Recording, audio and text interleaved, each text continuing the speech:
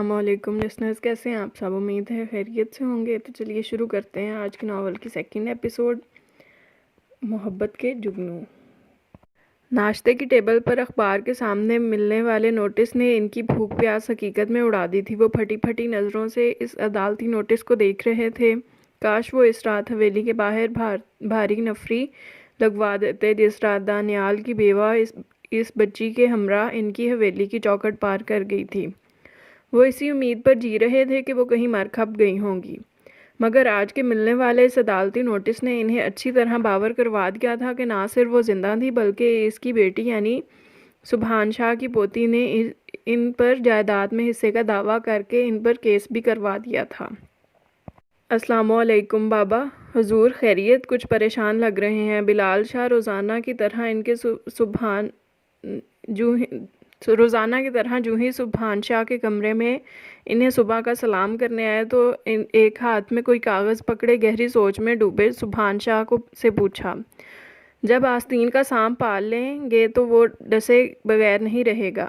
انہوں نے وہ کاغذ اسی طرح بلال شاہ کو پکڑا دیا۔ وہ کاغذ کا ٹکڑا انہیں بھی حیرت و پریشانی سے دوچار کر گیا۔ یہ کسی صورت نہیں ہو سکتا۔ جس رات وہ ہمارے چہروں پر کالک مل کر اس حویلی کی دہلیز عبور کر کے گئی تھی، اس وقت اس سے سوچنا چاہیے تھا کہ اس کا اس حویلی سے تعلق تھا۔ اب ایک دم سے اٹھ کر وہ ہم پر کیس کر دے گی تو ہم اتنی ہی آسانی سے سب کچھ تشتری میں رکھ کر اسے دے دیں گے، تو یہ اس کی بھول ہے۔ غم و غصے سے وہ بلال شاہ کا برا حال تھا۔ بیٹا اس وقت جوش سے نہیں ہوش سے کام لو، الیکشن سر پر ہیں، لڑکی کا تعلق بھی میڈیا سے ہے، ہمارے انکار کی صورت میں وہ ہمارے خلاف کچھ بھی چھپوا دے گی، کوئی پریس کانفرنس کروا دے گی تو ہماری ساکھ تو برباد ہو جائے گی۔ اسی لیے اسے دھمکانے کی بجائے کوئی مفاہمتی حل نکالتے ہیں تاکہ سانپ بھی مر جائے اور لاٹھی بھی نہ ٹوٹے۔ ان کی معنی خیز بات نے بلال شاہ کو بہت کچھ سمجھا دیا تھا۔ اس کا ایڈریس وغیرہ سب پتہ کرواؤ، ہم کل ہی اس کے گھر جائیں گے۔ اور ہاں، جوزی کو بھی کل پرسوں تک حویلی آنے کو کہو، اسے بھی اس معاملے سے متعلق کچھ باتیں کرنا بہت ضروری ہیں۔ انہوں نے جلد ہی اگلا لائے عمل تیار کرتے ہوئے بلال کو حکم دیا اور خود پرسکون ہو کر اخبار پڑھنے میں محو ہو گئے۔ جی بابا حضور، آج ہی میں لڑکی کا پتہ کرواتا ہوں۔ بلال شاہ تیزی سے باہر کی جانب لپکے۔ جیسے ہی اس کی گاڑی گلی میں آئی، اپنے گھر کے باہر دو چمکتی دمکتی لینڈ کروزرز دیکھ کر وہ الجھن کا شکار ہوئی۔ گیٹ کی چابی ہر وقت اس کے پاس موجود ہوتی تھی۔ گاڑی سے اترتی وہ حیرت زدہ سی گھر کے گیٹ کھول کر گاڑی اندر لا کر کھڑی کرنے کے بعد گیٹ بند کر کے گاڑی کو لاک کر کے اپنی فائلز اور پرس اٹھاتی اندر داخل ہوئی تو ڈرائنگ روم سے باتوں کی آواز آئی۔ وہ اسی کیفیت میں جو ہی اندر داخل ہوئی، دروازے کے سامنے ہی ایک قدرے عمر رسیدہ شخص، کلف لگے سفید شلوار قمیض پر کالی شال لپیٹے، سر پر پگڑی رکھے، بے حد تمتراک سے ٹانگ پر ٹانگ رکھے، ہاتھ میں چھڑی پکڑے، نہایت کروفر سے بیٹھے تھے۔ نشو کے اندر آتے ہی سیدھا نظر سامنے گئی تو اپنی جگہ سے اٹھتے ہوئے نشو کی جانب مسکرا کر بڑھے۔ میرے جگر کا ٹکڑا، میرے دانیال کی نشانی۔ نشو کو یہ سمجھنے میں دیر نہیں لگی کہ یہ شخص اس کا دادا سبحان شاہ ہے۔ اس نے طائرانہ نظر ڈرائنگ روم پر ڈالی جہاں ایک صوفے پر روئی روئی سی سبور کے ساتھ ایک اور عورت اور دو آدمی اور براجمان تھے۔ دونوں سبحان شاہ جیسے ہی حلیے میں تھے، بس فرق اتنا تھا کہ ان کے سر پر شملہ موجود نہیں تھا۔ نشو لیے دیے انداز میں اپنے دادا سے ملی۔ یہ سب گرم جوشی بھی وہ اچھی طرح جان گئی تھی، اسی لیے اس کے ہی بھیجے گئے عدالتی نوٹس کا نتیجہ تھا۔ اس کے سرد رویے کو وہاں بیٹھے ہر شخص نے محسوس کر لیا تھا۔ بیٹا، یہ تمہارے تایا بلال شاہ ہیں اور یہ ان کی بیگم ذروہ شاہ ہیں، ساتھ میں تمہارے چچا نوفل شاہ ہیں۔ انہوں نے وہاں بیٹھے ان تمام لوگوں کا تعارف کروایا۔ بلال شاہ کی شکل اسے کچھ دیکھی بھالی لگی، مگر اس وقت اس کی سوچیں اتنی منتشر تھیں کہ وہ اس بات پر کوئی خاص توجہ نہیں دے پائی اور صبور کے ساتھ بیٹھ گئی۔ آپ لوگ یہاں کیوں آئے ہیں؟ اس نے بے لچک لہجے میں سوال کیا۔ وہ اپنی اور ماں کی تکلیفوں کو اتنی جلدی بھول کر انہیں بخشنے کو تیار نہیں تھی۔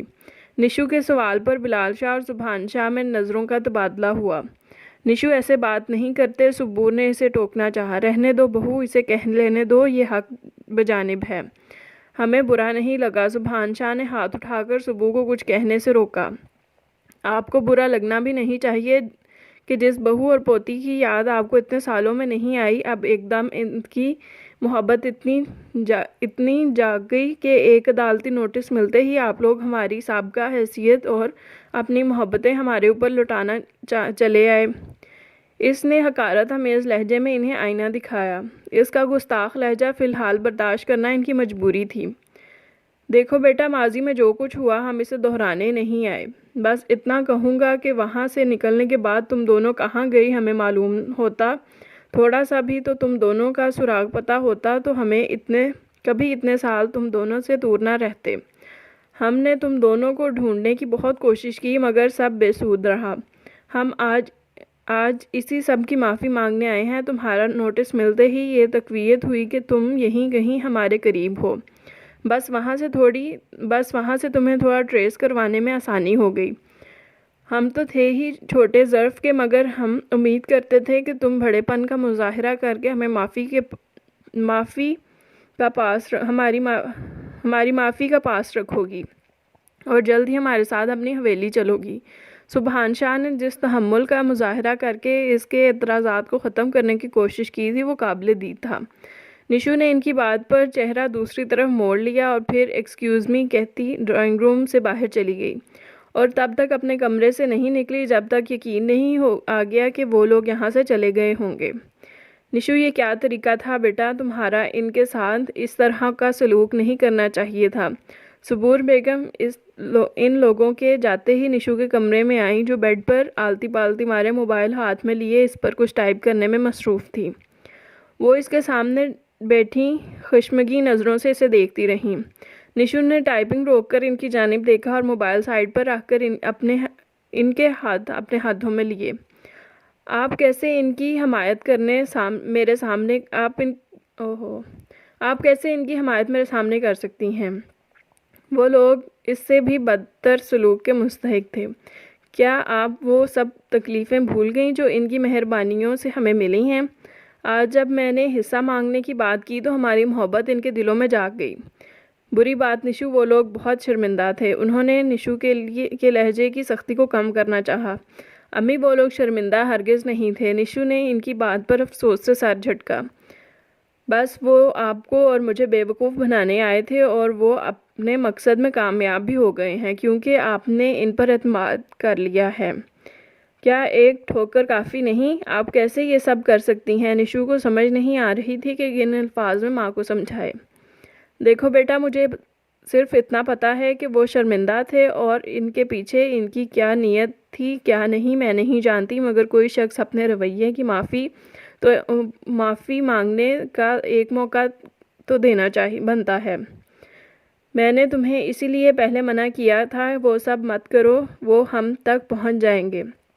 تم نے تب میری بات نہیں مانی، مگر خیر انہوں نے ہاتھ آگے بڑھایا ہے تو ہمیں کسی قسم کی غرور کا مظاہرہ کرنا زیب نہیں دیتا، اور اللہ بھی صلح رحمی کو پسند فرماتا ہے۔ میں نہیں چاہوں گی کہ تم کبھی بھی اللہ کی ناراضگی کی زد میں آؤ، انہوں نے پیار سے اسے سمجھاتے ہوئے کہا۔ میں آپ کی طرح دریا دلی کا مظاہرہ نہیں کر سکتی، بہت کم ظرف ہوں، میں انہیں اتنی آسانی سے معاف نہیں کر سکتی۔ نشو ان کے ہاتھ چھوڑتے غصے سے پیچھے ہٹتے بیڈ کے ساتھ ٹیک لگا کر بولی۔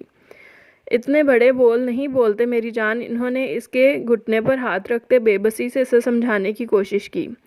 پلیز امی، ابھی تو مجھے یہ سب مت سمجھائے، میرا دماغ کھول رہا ہے۔ نشو جان گئی تھی کہ وہ اسے کنونس کرنے بیٹھی ہیں، جان گئی تھی کہ وہ اب کچھ سننے کے موڈ میں نہیں ہے۔ ٹھنڈے دماغ سے سوچو بیٹا، انہوں نے وہاں سے اٹھتے ہوئے کہا۔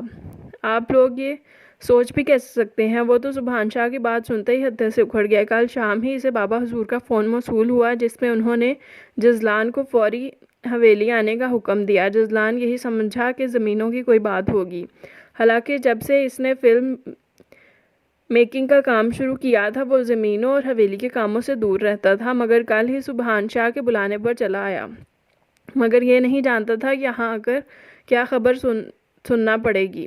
کیوں کیا مسئلہ ہے اس بات میں؟ انہوں نے ہنکارہ بھر کر اس کے غسیلے چہرے کی جانب دیکھتے ہوئے کہا۔ مسئلہ نہیں، مسائل ہیں اس میں۔ وہ لڑکی جو اتنے سالوں سے آپ کی یادداشت سے بھی محو ہو چکی تھی، یکایک آپ لوگوں نے پتہ نہیں کہاں سے اسے ریسکیو کر لیا ہے اور اب میری مانگ بھی ڈکلیئر کر دیا۔ واو! اس کا طنزیہ لہجہ انہیں غصہ دلانے کے لیے کافی تھا۔ دیکھو جزی، میں نے تمہیں اس لڑکی پر ریسرچ کے لیے نہیں بلایا، بس تمہیں اطلاع دینی تھی کہ وہ تمہاری مانگ ہے اور مانگ کو چھوڑنا ہمارے ہاں کتنا بڑا گناہ ہے، جتنا کہ نکاح توڑنا۔ مانگ کی خاطر یہاں خون کی ندیاں۔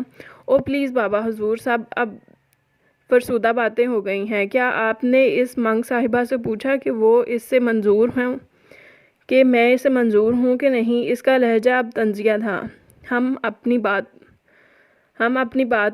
تم اپنی بات کرو، کیونکہ کچھ دنوں میں ہم نکاح کی ڈیٹ فکس کرنے والے ہیں۔ وہ تو جیسے سب کچھ طے کیے بیٹھے تھے۔ جزلان کے لیے تو کچھ کہنا بے سود ہو گیا تھا۔ تو پھر مجھے بلا کر یہ سب بتانے کی کیا ضرورت ہے؟ نکاح والے دن کہتے آؤ اور سائن کر دو۔ اس نے اپنے غصے کو ضبط کرنے کی کوشش نہیں کی اور پھٹ پڑا۔ وہ بھی کر لیں گے، انہوں نے محظوظ ہوتے کہا۔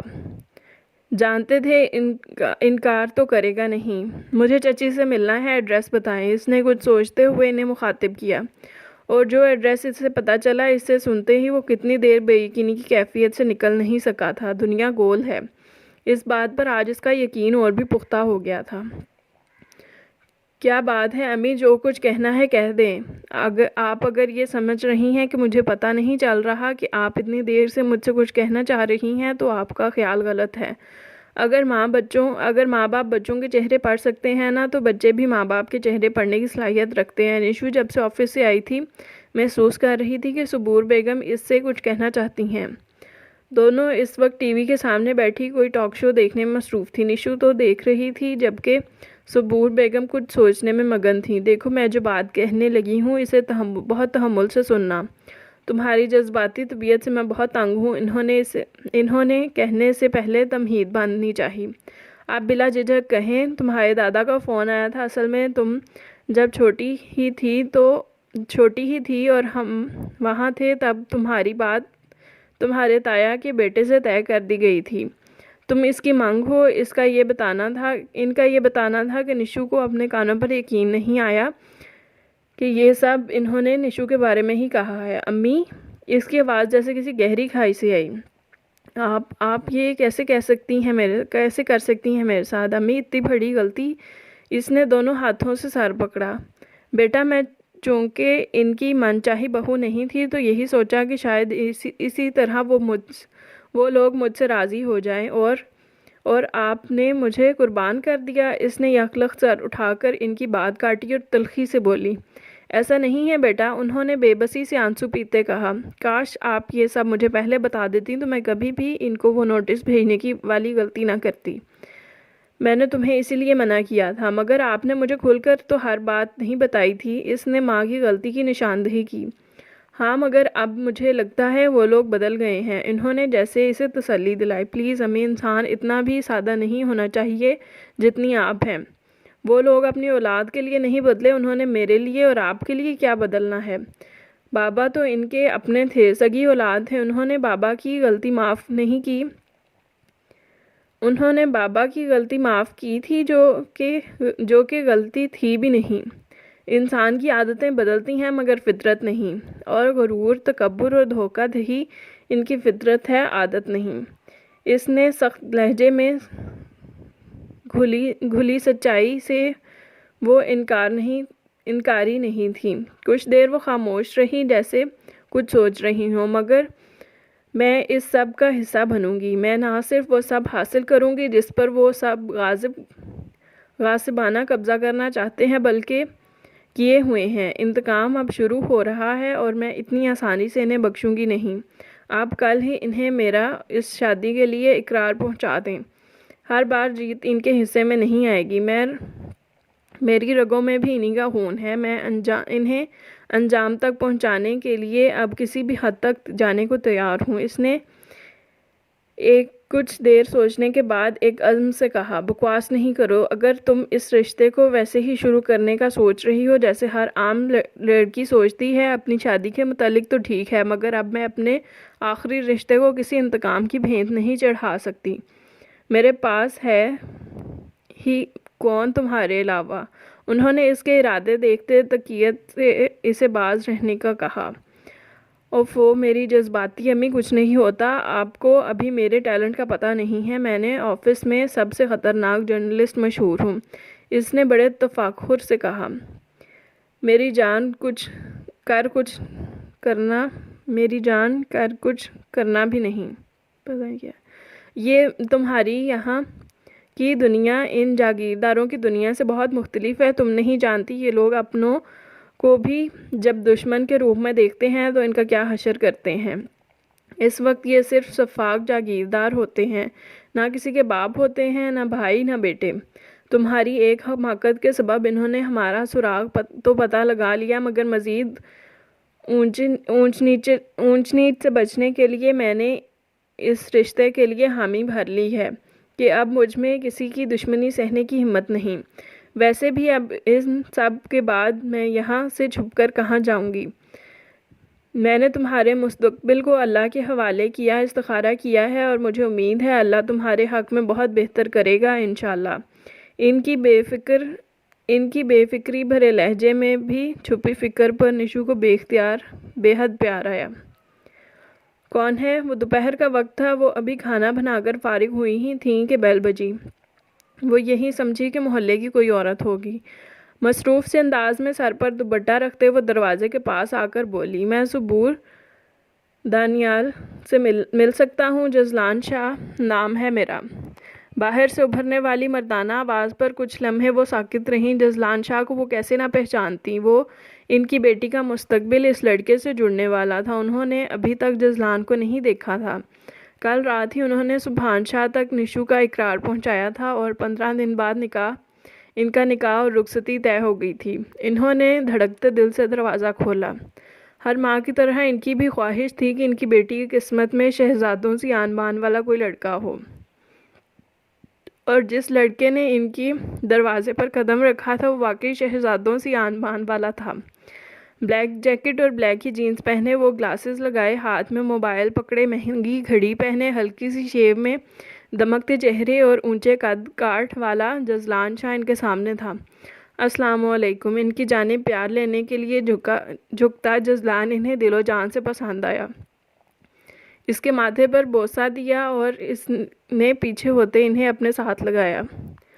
جب وہ حویلی چھوڑ کر نکلی تھیں تب وہ 7 سال کا اور نشو 2 سال کی تھی۔ جزلان تب بھی اپنی ماں سے زیادہ ان سے پیار کرتا، ہر وقت ان کے ارد گرد منڈلاتا۔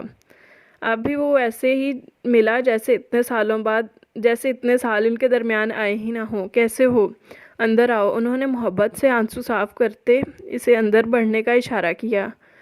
وہ طائرانہ گھر پر نظر ڈالتا ان کی جانب بڑھا۔ صبور اسے بٹھا کر اس کے لیے چائے بنانے کچن میں چلی گئیں۔ تھوڑی دیر بعد وہ بھی ان کے پیچھے کچن میں چلا آیا۔ چوکھٹ سے ٹیک لگائے وہ یک ٹوک انہیں ہی دیکھ رہا تھا۔